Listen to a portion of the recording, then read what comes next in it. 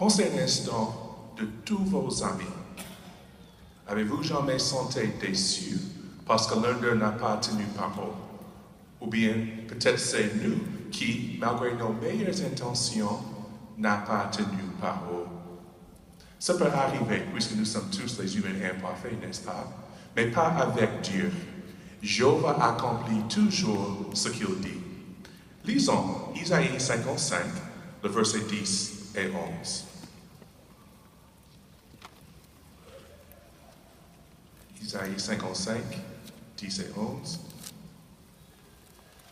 De même, en effet, que la pluie torrentielle descend, ainsi que la neige du haut des cieux, et ne retourne pas en ce lieu sans avoir vraiment saturé la terre, et sans l'avoir fait produire et germer, de sorte que la sémence est vraiment donnée au semeur, et le pain à celui qui mange. Ainsi sera ma parole qui sort de ma bouche. Elle ne reviendra pas vers moi sans résultat, mais elle ne manquera pas d'exécuter en ce quoi j'ai pris plaisir. Et à coup sûr, elle aura du succès dans ce pourquoi je l'ai envoyée. Aussi sûr que la pluie et la neige atteignent leur objectif en saturant la terre et en faisant pousser les fruits, la parole de Jéhovah s'accomplira. Comme Jéhovah se montre fidèle à sa parole, nous pouvons lui faire confiance. Jéhovah ne nous laisse attendre ce qu'il n'a pas l'intention de réaliser. Il ne renonce jamais à ce qu'il a prévu de faire et il finit ce qu'il commence. Notre espérance ne sera pas déçue. Après son baptême, Jésus se présentait pour faire la volonté de Jéhovah, ce qui impliquait endurer toutes les souffrances annoncées à propos du Messie. Jésus s'est-il montré fidèle à sa parole? Dans sa dernière souffle, Jésus a dit, « Cela s'est accompli ». Lisons ces paroles en Jean chapitre 19, le verset 30.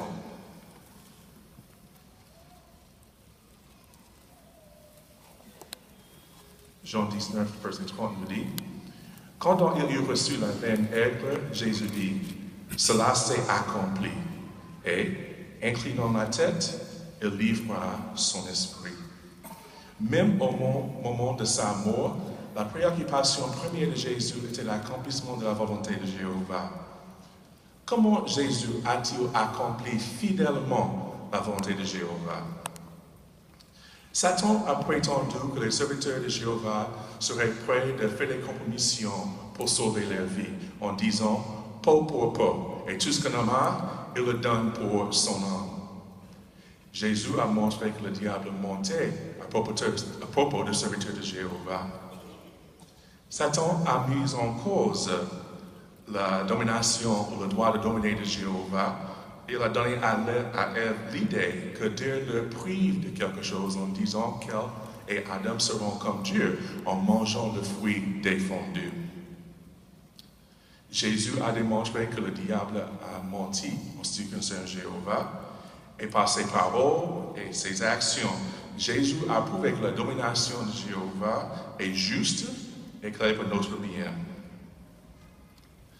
La volonté de Dieu s'accomplit parce que Jésus est resté fidèle à sa parole. Jésus n'a jamais renoncé. Il a fini à sa mort ce qu'il a commencé lors de son baptême. Parce que Jésus était fidèle à sa parole, il a apporté des réponses aux questions importantes et nous a sauvés de la malédiction, du péché et de la mort. Lors de notre baptême, nous nous sommes présentés publiquement pour faire la volonté de Dieu. Nous avons promis de nous renier nous-mêmes et même de souffrir si nécessaire pour soutenir la souveraineté de Jéhovah. Lisons Marc, chapitre 8, le verset 34.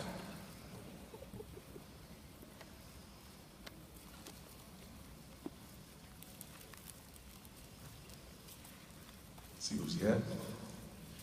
Il appela alors à lui la foule avec ses disciples et leur dit, « Si quelqu'un veut venir à ma suite, qu'il se renie lui-même et prenne son poteau de supplice et me suivre. Beaucoup sont restés fidèles à l'œuvre malgré une maladie grave, l'opposition familiale, des déceptions terribles ou d'autres problèmes.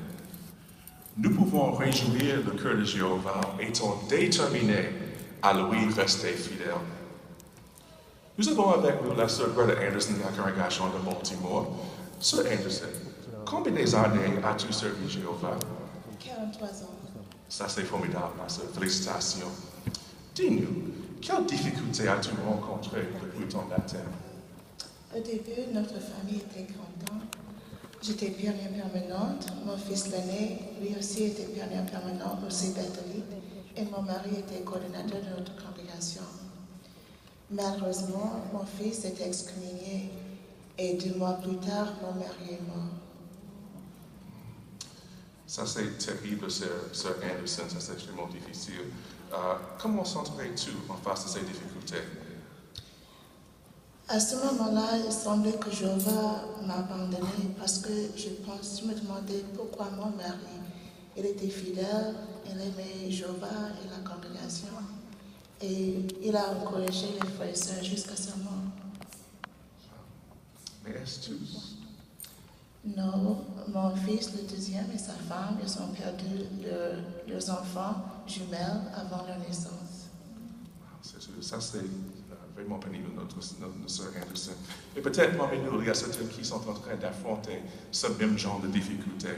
Sœur Anderson, tu es toujours ici, toujours forte. Dis-nous, qu'est-ce qui t'a aidé de rester fidèle malgré ces difficultés? C'est l'amour de mon fils, le deuxième, et sa femme, ma famille charnelle, mais aussi la congrégation chrétienne. Jéhovah m'a donné beaucoup de fils et de petits-enfants pour remplacer ce que j'ai perdu.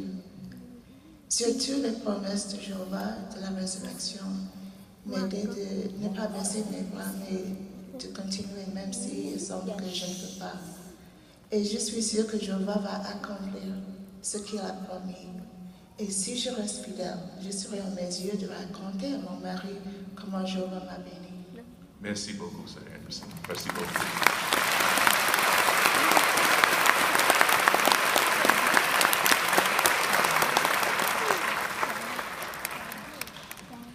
Jéhovah a apporté à Jésus toute l'aide nécessaire pour accomplir sa volonté. Quelques heures avant son exécution, Jésus se trouvait sur les monts des Oliviers en train de prier. « Père, si tu veux, écarte cette coupe de moi.